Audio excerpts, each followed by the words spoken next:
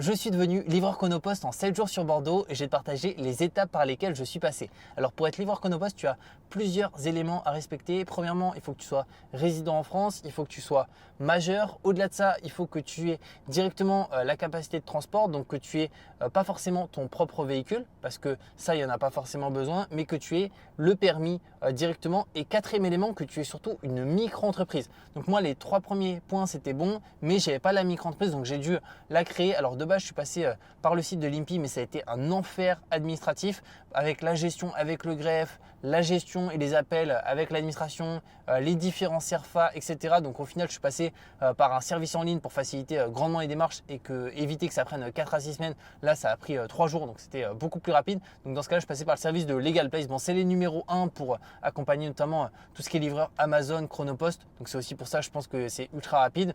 Et d'ailleurs, si tu souhaites passer par leur service, je te mettrai un lien dans ma bio avec aussi un code promo que tu peux utiliser qui est Julien TikTok, qui te permet d'avoir 15% de réduction sur la création de ta micro-entreprise en tant que livreur Chronopost. Donc c'est juste hyper intéressant. Et après, directement, j'ai pu m'inscrire et faire mes premières courses qui ont été faites il y a quelques jours maintenant. N'hésite pas d'ailleurs, si tu as la moindre question, à me la mettre en commentaire. Je te répondrai avec plaisir et on se retrouve de toute manière très bientôt.